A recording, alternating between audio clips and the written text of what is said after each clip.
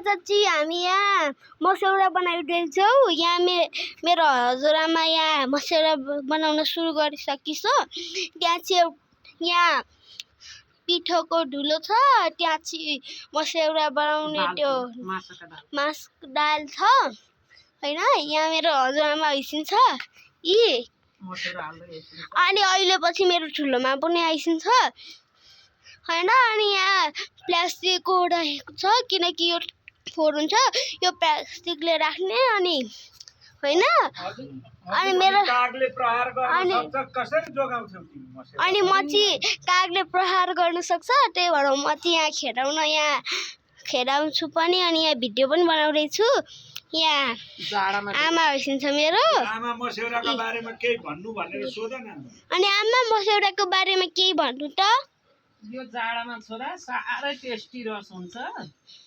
अनि त्यो दुःख गरेर भए पनि यो बनाएपछि दुःख गरे अनुसारको धेरै मिठो हुन्छ क्या। यो जाडामा रस मिठो हुन्छ अनि त्यही भएर खानलाई यो सधैँ वर्षे नि यो टाइममा चाहिँ बनाउने गरेका छ हामीले। मासुको रसभन्दा मिठो हुन्छ नि यो। अनि भाइ चाहिँ किन आज स्कुल नगएको? म चाहिँ आज अब भोलिदेखि एक्जाम हो, प्रिपरेसन लिभ हो अहिले। रुँदै पढ्दै अब म यहाँ पढेर एकछिन यहाँ घुमिराखेको छु। यहाँ आमा मसौरा बनाउँदै आइसिन्छ। यहाँ 3वटा नाङ्ला छन् हैन। त्यहाँ एउटा मप छ, यहाँ एउटा 3वटा नाङ्लामा पनि मसौरै हाल्ने हो भाइ? हो, त्यही भएर आमाले पुसेर सुकाएको हो। मेरो हजुरआमाले पुसेर सुकाएको। यहाँ चाहिँ एउटा बाल्टी छ फोहोर पानी भएको, त्यो मसौराले चाहिँ भिजाएर त्यो मासलाई भिजाएर त्यसको छाला निकाल्नु पर्छ। त्यसकै फोहोर पानी हो। तर अहिले यहाँ राखिरहेको छ, हजुरले हेर्न मन लागेको छैन होला। यहाँ तल चाहिँ एउटा पिँढा छ, यहाँ पिठो छ, यहाँ मसौरा बनाइएको छ। त्यहाँ चाहिँ दाल छ। अनि यहाँ चाहिँ मेरो यहाँ पेन्सिल बक्स छ। यहाँ यस्तो हामीले यस्तो यहाँ तल ओछ्याउँछौँ अनि प्लास्टिक राख्छौँ।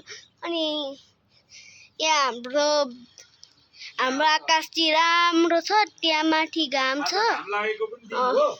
अनि यो सुकाउन राम्रो दिन भयो हो। अनि यहाँ मेरो बाबा आइसिन्छ। अनि तिमीले चाहिँ के छ नि मसौराको बारेमा भन त? मसौरा मिठो हुन्छ र त्यसलाई बनाउनको लागि पहिला हामीसँग मास हुन्छ र त्यसलाई भिजाएर त्यसको बाहिरको छाला निकालेर त्यसलाई पिठो जस्तो बनाएर हामी यसरी चम्चा लिन्छौँ। अनि हामीले चम्चा लिन्छौँ, त्यहाँ अलिकति मिक्स गर्छौँ हैन, मिक्सरमा पिस्छौँ। अनि त्यो चम्चा पनि राखेको हुन्छ र डल्ला बनाउँदै हाल्ने यसरी लिने। अनि एउटा मोमो जस्तो यस्तो खालको सेप बनाएर यस्तो गरेर सुकाउँदै हाल्ने हैन। अनि यहाँ हामीले एउटा ठुलो एउटा खालको के ओछ्याउने हुन्छ। अनि त्यहाँ माथि प्लास्टिक राखेर त्यहाँ चाहिँ मसौराको त्यो यस्तो मैले बल जस्तो बनाउने यस्तो गरेर राख्ने हो। सुकाउनु पर्छ 1-2 दिनको लागि।